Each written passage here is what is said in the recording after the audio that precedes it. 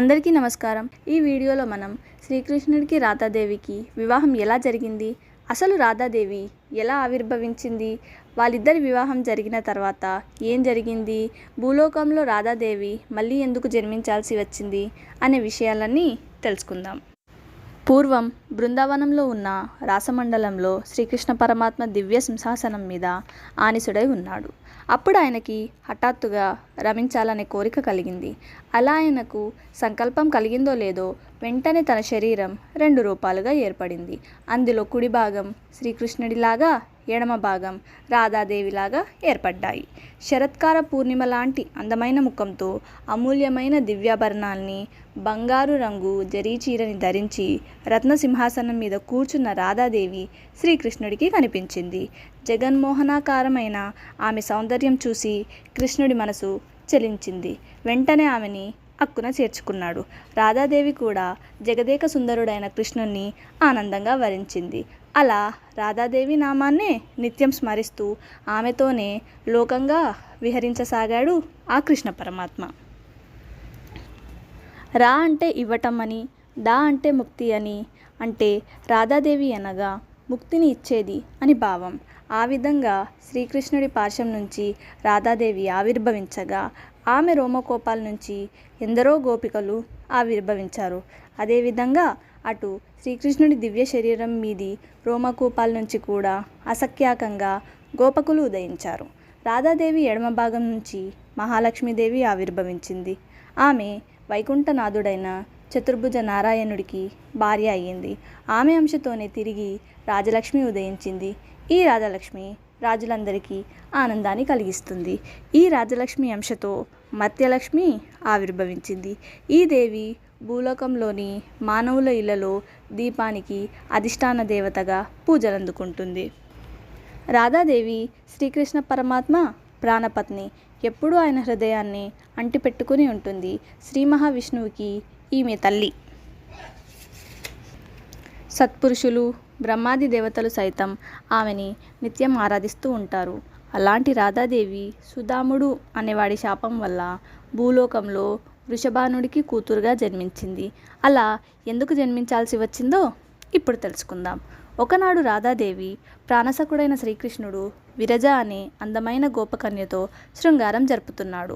గోలోకంలో ఉన్న శతశృంగ పర్వత ప్రాంతంలో అమూల్యమైన రత్నాల మంచం మీద వారిద్దరూ ఎన్నో సంవత్సరాలు ఆనందంలో మునిగి తేలారు.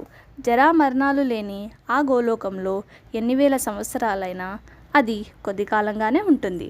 ఆ విషయాన్ని గమనించిన రాధాదేవి చెలికత్తలు వెంటనే ఆమె దగ్గరకు వెళ్ళి కృష్ణ పరమాత్మ విరజాదేవితో సుఖిస్తున్నాడని చెప్పారు. ఆ మాట వినగానే రాధాదేవి ముఖం కోపంతో ఎరుపెక్కిపోయింది. వెంటనే తన చెలికత్తెల్ని వెంటబెట్టుకుని వాళ్ళిద్దరూ ఉన్న ప్రదేశానికి బయలుదేరింది. శ్రీకృష్ణుడు దూరం నుంచి రాధాదేవి రాకను గమనించాడు. వెంటనే విరజాదేవిని వదిలి అక్కడి నుంచి హఠాత్తుగా మాయమైపోయాడు. ఇక ఒంటరిగా ఉన్న విరజాదేవి కూడా రాధాదేవి ఆగ్రహానికి గురవుతానని భయపడి ఒక నదిగా మారిపోయింది. ఆమెతో పాటు ఆమె చెల్లులు కూడా చిన్న చిన్న నదులుగా మారిపోయారు. ఎంతో ఆగ్రహంతో ఆగమేఘాల మీద అక్కడికి వచ్చిన రాధాదేవికి కృష్ణుడు ఎక్కడా కనిపించలేదు. విరజాదేవి జాడ కూడా తెలియలేదు. ఇక చేసేదేమీ లేక విచారంగా తన గృహానికి తిరిగి వెళ్ళింది రాధాదేవి. రాధాదేవి గృహానికి వచ్చిన కొంత సమయం తర్వాత శ్రీకృష్ణుడు 8 మంది సహచర గోపకులతో రాధాదేవి మందిరంలోకి ప్రవేశించాడు.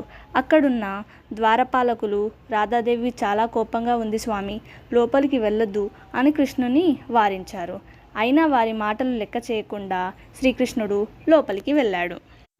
కృష్ణుని చూసేసరికి ఒక్కసారిగా రాధాదేవికి కోపం ఇంకా పెరిగిపోయింది. ఎన్నో పరుషమైన మాటలతో ఆయన్ని నిందించడం ప్రారంభించింది. శ్రీకృష్ణుడు మౌనంగా ఆమె మాటల్ని భరిస్తున్నాడు. అయితే ఆయనతో వచ్చిన సుదాముడు మాత్రం తన తండ్రి అయిన శ్రీకృష్ణుని రాధాదేవి నిందించడం అస్సలు భరించలేకపోయాడు. వెంటనే కోపంగా తాను కూడా రాధాదేవిని దూషించడం మొదలుపెట్టాడు. సుదాముడి మాటలు విన్న రాధాదేవికి కోపం ఇంకా పెరిగిపోయింది. ఓరి సుదామా, నీవు కూడా నన్ను దూషిస్తావా? ఎంత ధైర్యం పెద్ద చిన్న తారతమ్యం లేదా రాక్షసంగా ప్రవర్తించావు కాబట్టి నీవు రాక్షసుడిగా భూలోకంలో జన్మించు అని శపించింది. రాధాదేవి శాపం విన్న సుదాముడు కూడా అంతే ఆగ్రహంతో, రాధాదేవి నీవు కూడా నీ చెలికత్తెలతో సహా భరతఖండంలో జన్మించు. అక్కడ నీవు శ్రీకృష్ణుడితో 100 సంవత్సరాలు వియోగం ప్రాప్తిస్తుంది. నీతో పాటు శ్రీకృష్ణుడు కూడా భూలోకంలో జన్మించి అసుర సంహారం ద్వారా భూభారాన్ని తగ్గిస్తాడు అని ప్రతిశాపం ఇచ్చాడు. కొద్దిసేపటికి రాధా సుధామూర్తులిద్దరికీ కోపం తగ్గిపోయింది. సుదాముడు తన తల్లి అయిన రాధాదేవిని శపించినందుకు ఎంతో బాధపడ్డాడు. తీవ్రంగా దుఃఖిస్తూ భూలోకానికి బయలుదేరాడు. ఇక రాధాదేవి కూడా తన కుమారుణ్ణి శపించినందుకు ఎంతో బాధపడింది. నాయనా సుదామా, నన్ను విడిచి ఎక్కడికి వెళ్తున్నావు అని విలపించింది. అప్పుడు కృష్ణుడు రాధాదేవిని ఓదార్చి, దేవి బాధపడవద్దు, త్వరలోనే నీ కుమారుడు తిరిగి వస్తాడు అని చెప్పి ఆమెని ఊరడించాడు. ఇక ఆ సుదాముడే శంఖచూడుడనే రాక్షసుడుగా భూలోకంలో జన్మించాడు. తులసీదేవి అతన్ని వివాహం చేసుకుంది. చివరికి ఆ శంఖచూడు నా శూలం ద్వారా మరణించి తిరిగి గోలోకాన్ని చేరుకున్నాడు. అంటే దీని అర్థం ఆ శంఖచూచుడు ఆ శంకరుడి శూలం ద్వారా మరణించి తిరిగి గోలోకానికి చేరుకున్నాడని. ఇప్పుడు భూలోకంలో రాధాదేవి జననం ఎలా జరిగిందో తెలుసుకుందాం. ఇక సుదాముడిచ్చిన శాపాన్ని అనుసరించి వరాహకల్పంలో రాధాదేవి తన చెల్లికత్తెలతో కలిసి భూలోకానికి వచ్చింది. అక్కడ వృషభాను మహారాజుకి కూతురుగా జన్మించింది. అయోనిజ అయిన రాధాదేవి వృషభానుడి భార్య కళావతికి వాయు రూపంలో జన్మించింది. రాధాదేవికి 12 సంవత్సరాల వయసు వచ్చేసరికి వృషభానుడు ఆమెని రాయానుడు అనే వైశ్యపుత్రుడికిచ్చి వివాహం జరిపించాలనుకున్నాడు. అది తెలిసిన రాధాదేవి అక్కడ తన ఛాయారూపాన్ని ఉంచి అదృశ్యమయ్యింది. అది తెలియని రాయానుడు ఛాయా రాధాదేవినే వివాహం చేసుకున్నాడు. రాధాదేవి 14 సంవత్సరాల ప్రాయంలోకి అడుగుపెట్టింది. అదే సమయంలో శ్రీకృష్ణుడు గోకులానికి వచ్చాడు. శ్రీకృష్ణుడికి యశోద తల్లి అయితే రాయానుడు యశోదాదేవికి సోదరుడు. ఆ విధంగా అతడు శ్రీకృష్ణుడికి మేనమామ అయ్యాడు. ఈ రాయానుడే పూర్వం గోలోకంలో శ్రీకృష్ణాంశతో జన్మించిన గోపుడు. ఇక్కడ రాధాదేవి ఛాయారూపంలో రాయానుడికి భార్యగా నిజస్వరూపంతో శ్రీకృష్ణుడి వక్షస్థలంలో కొలువై ఉంది. గోలోకనాథుడైన శ్రీకృష్ణుడు బృందావన ధామంలో రాధాదేవితో కొన్నాళ్ళు ప్రత్యక్షంగా కాలం గడిపాడు. తర్వాత సుదాముడి శాపం ప్రకారం వారిద్దరి మధ్య వియోగం సంభవించింది. శ్రీకృష్ణుడు ఎంతోమంది అసురుల్ని అసురాంశ సంభూతుల్ని వధించి భూభారాన్ని తగ్గించాడు. అలా 100 సంవత్సరాలు గడిచిపోయాయి. నాడు కృష్ణుడు తీర్థయాత్రలు చేసే సందర్భంలో రాధాదేవిని కలుసుకున్నాడు. తర్వాత శ్రీకృష్ణుడు రాధాదేవిని తీసుకుని గోలోకానికి వెళ్ళాడు.